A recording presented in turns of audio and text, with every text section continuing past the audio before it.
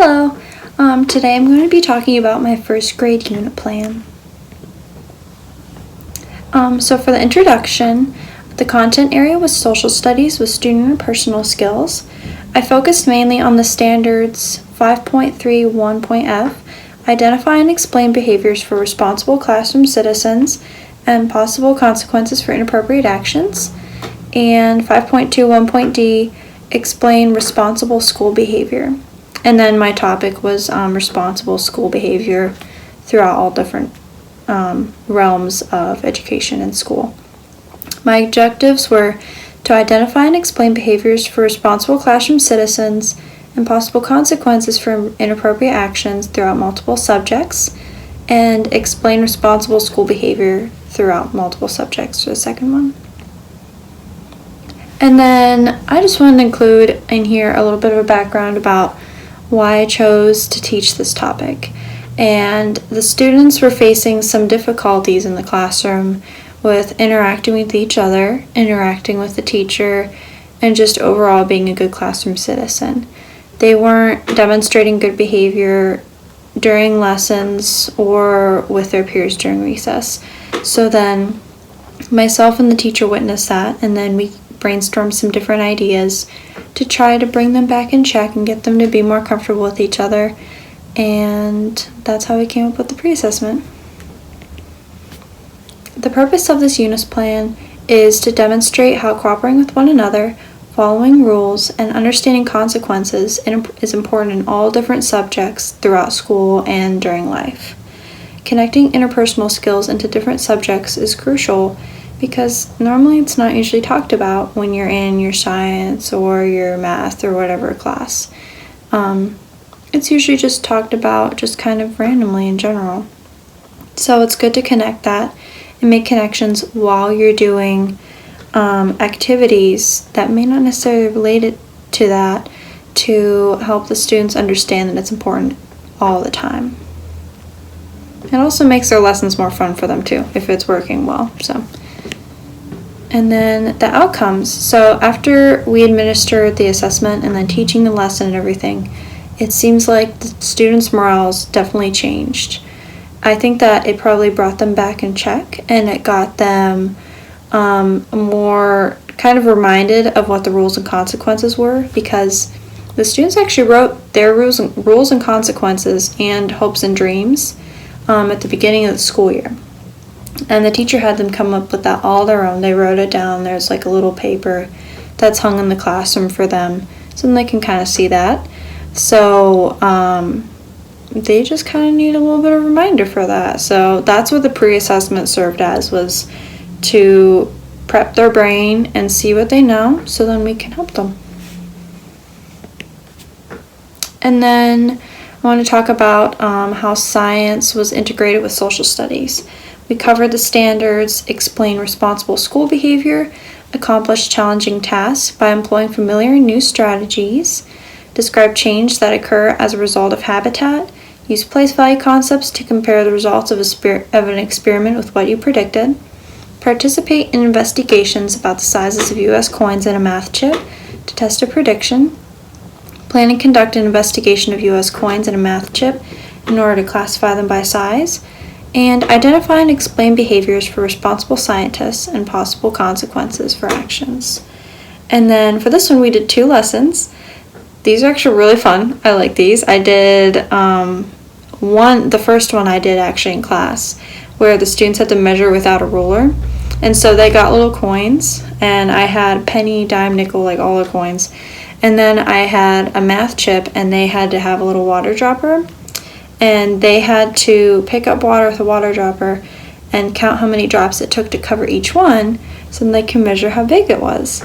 So that was for them to get used to, because they were actually just learning about coins, and the whole class was kind of struggling with recognizing coins.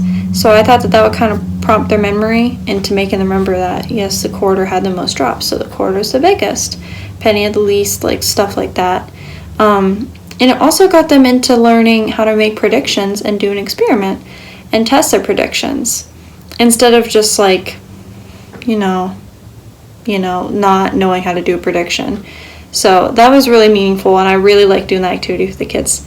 The second one I did was you had to create a habitat where a bear can hibernate in the winter. This was done in order for students to collaborate with each other and do some engineering and figure out how they can make something that would make a bear safe. So they had a series of different like materials that they could use, and then they had to build one, and they had a little plastic bear. They would put the bear inside and build around it, make sure that the bear is camouflaged, safe, comfy, and appropriate for them to stay in the winter.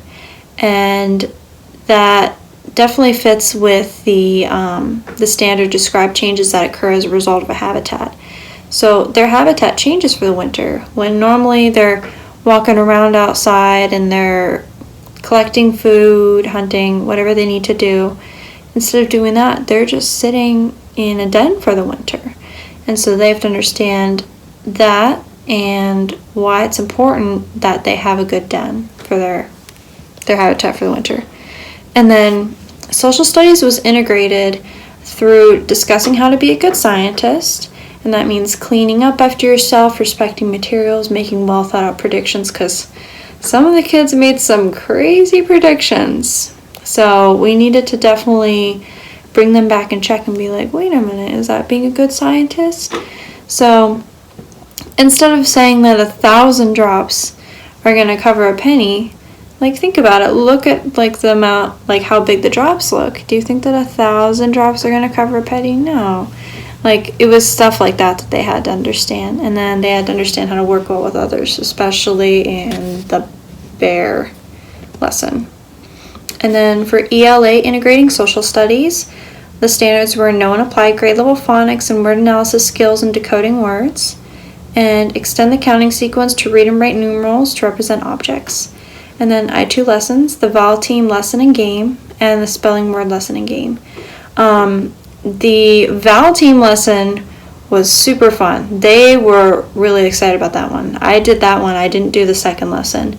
I had a game for them. It was called BAM, and they played that after I had like this little poster, and they had to read the vowel teams on there and just kind of talk about like the little saying for vowel teams, and they were really excited about that. So, and what was funny is after I did that lesson, actually, whenever the kids would be reading or doing any other activity, they'd be like, oh, Miss P, I found a vowel team in here, and I'm like, yeah, woo! So that's kind of fun. And then the spelling word lesson and game, we also did BAM. That was a game for it too, where they have the cards and they have to read the words that are on the cards and spell them. And then if you get the card in there that says BAM, you got to get rid of all your cards. So they definitely liked that, and they got very competitive. So it was very fun with that one. And social studies was integrated actually a lot when we were playing the game, because the kids didn't really know how to handle it if they got the BAM card. Like, some of them would just laugh it off and be like, oh, that's funny, I got the BAM. But like some of the kids, they got upset and they were like, oh my gosh. And they threw like a fit. We had a couple kids do that. So that was a good time to take to explain, like, how do you act when you lose a game and someone else wins, or basically just how to be a good sportsman, and how to be a good student whenever you are playing a game with someone and you see that they're struggling a little bit. Like, some of the other kids kind of help them, and I let that happen. Like, it's okay. They'd be like, hey, do you remember the vowel teams? Like, what's the saying? And like, they would prompt them a little bit. So that was really good to see and very beneficial for them. And that was definitely social studies, because they had to work together in order to do that. And then for math integrating social studies, the standards were use place value concepts to represent amounts of tens and ones and to compare 2-digit numbers, and then explain the role of money in determining price. And then I had two lessons, greater than less than lesson and activity, and then the money lesson and game. And so I actually did both of these lessons at Corey, and these were really fun. The greater than less than one was, I explained to them, it was on this thing that my teacher used. It was on not a PowerPoint, but it was kind of similar to that. It was on the smartboard.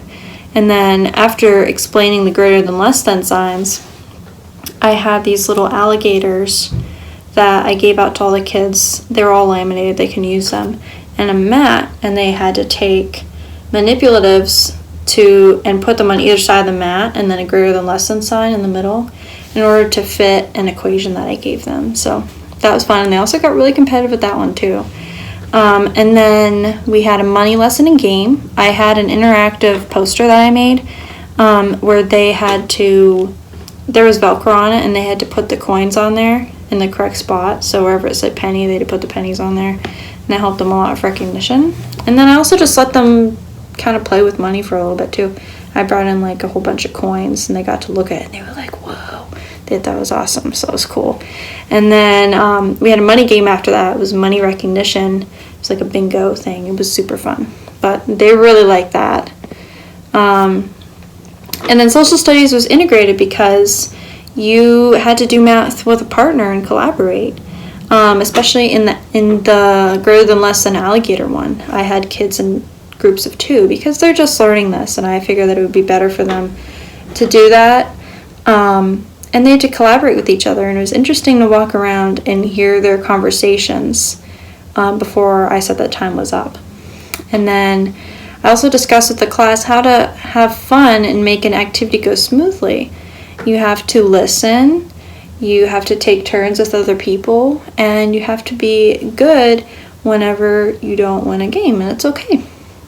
And then we discussed what it means to be a good mathematician, to always try hard, look for different solutions to answers, and always don't be afraid to ask for help from teacher or other friends. And then for formative assessment, after discussing with the class about how they need to be responsible and act accordingly with different classroom activities, you ask them to travel around to different sides of the room. Like you could have one side is answer A, one side is answer B. And then after reading scenarios, they'll go to each side to support like whichever answer they want. And so this is fun to get them moved around, especially if you have an active class, which I did. It'll be good to get them to move around a little bit to answer the questions, and it'll be meaningful too, definitely. And then for summative assessment, I would use some of the questions from the formative assessment and then add a little bit more and make it into a written assessment. I'll read all the questions out loud and all the answers for them, and then they'll just circle them, and then that's one. And then another thing I wanted to do was have them act out some of the things that they learned. So they can act out or write a song, either one, whatever they want to do, about like how to be a good mathematician, a good scientist, a good student, a good sportsman when you're playing games. That would be really fun for them